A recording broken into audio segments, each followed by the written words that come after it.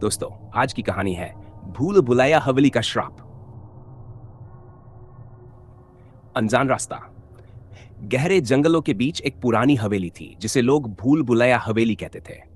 कहा जाता था कि जो भी उस हवेली में गया वो कभी वापस नहीं लौटा। हवेली के चारों ओर काले पेड़ों का घना जंगल था जहां हमेशा अजीब सी सरसराहट सुनाई देती थी।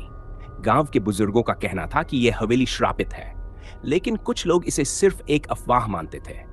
अजय, रजत, सीमा और पायल, चार दोस्त जो एडवेंचर के दीवाने थे, इस हवेली के रहस्य को जानने के लिए वहां जाने का फैसला करते हैं। गांव के लोग उन्हें रोकने की बहुत कोशिश करते हैं, लेकिन वे नहीं मानते। भाग 2, हवेली का दरवाजा। जब वे हवेली के पास पहुंचे तो चारों ओर अजीब सी नमी भरी ठंडक थी। हवेली की दीवारों पर काई जमी हुई थी और दरवाजा टूटा फूटा था। जैसे ही अजय ने दरवाजे को छुआ, अचानक ठंडी हवा का एक झोंका आया और दरवाजा अपने आप खुल गया। चारों ने एक दूसरे को देखा और अंदर चले गए। अंदर का माहौल डरावना था। चारों ओर धूल, जाले और फर्श पर सूखे खून के धब्बे। दूर एक पुराना जूला धीमे धीमे हिल रहा था, जबकि हवा एकदम शांत थी। भाग 3, अजीब घटनाएं। वे धीरे धीरे अंदर बढ़ने लगे। अचानक पायल की चीख निकली। उसने देखा कि दीवारों पर परछाइयां चल रही थी, लेकिन वहां कोई नहीं था।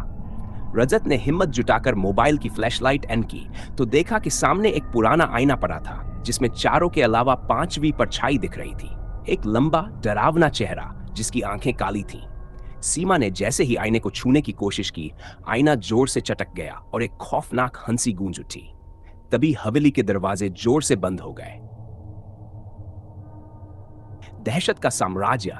चारों बुरी तरह घबरा गए और बाहर निकलने के लिए दौड़े, लेकिन अब दरवाजा किसी भी तरह नहीं खुल रहा था। अचानक हवेली की दीवारों से खून टपकने लगा और जमीन हिलने लगी। अचानक अजय को लगा कि कोई उसे पीछे से खींच रहा है। उसने चीखकर मदद मांगी, लेकिन बाकी तीनों जैसे जमे हुए खड़े थे। उनकी आंखें सफेद हो गई थीं। उनके होंठ हिल रहे थे, लेकिन आवाज नहीं निकल रही थी।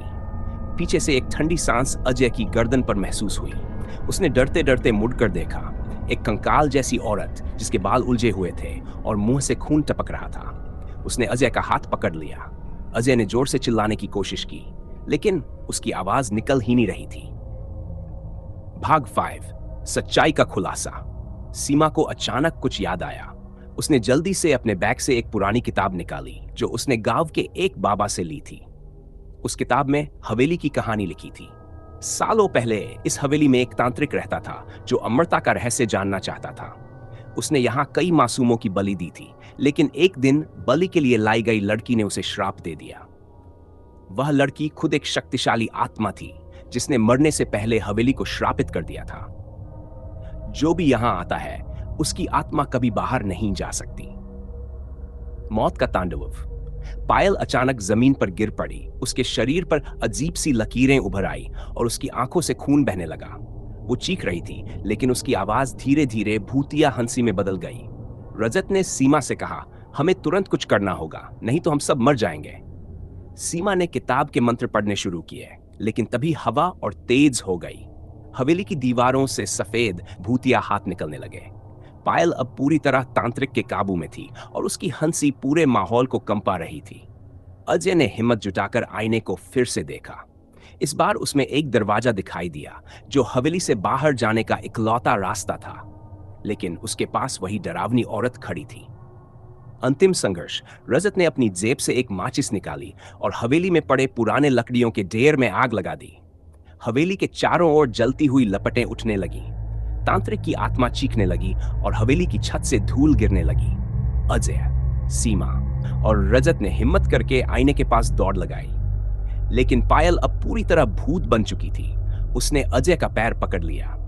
सीमा ने बिना कुछ सोचे किताब के सारे पन्ने हवेली की आग में डाल दिए। एक भयानक चीख गूंजी और हवेली की जमीन फटने लगी। भाग 8, अंत या नई शुरुआत। अजय, सीमा और रजत किसी तरह आईने के दरवाजे से कूद गए। अगली ही पल वे गांव के बाहर एक पुराने कुएं के पास पड़े थे। हवेली अब वहां नहीं थी, सिर्फ एक वीरान जमीन थी। लेकिन पायल, वह कभी वापस नहीं आई। जब वे गांव लौटे तो लोगों ने बताया कि जिस हवेली की वे बात कर रहे हैं वह 100 साल पहले ही जलकर खाक हो चुकी थी। सीमा ने कांपते हुए अपनी जेब में हाथ डाला और वह चौंक गई। वहां वही पुरानी किताब थी जो उसने आग में डाली थी। क्या हवेली सच में खत्म हो चुकी थी या यह सिर्फ एक नई शुरुआत थी? दोस्तों, आज की कहानी इतनी ही थी। आपको कहानी कैसी लगी कृपया कमेंट करके बताएं। अगर कहानी पसंद आए तो वीडियो को लाइक करें और चैनल को सब्सक्राइब करें। और हाँ, पूरा वीडियो देखने के लिए आपका बहुत बहुत धन्यवाद। फिर मिलेंगे एक नए वीडियो में। तब तक के लिए अलविदा। और हाँ, अपना ख्याल रखना।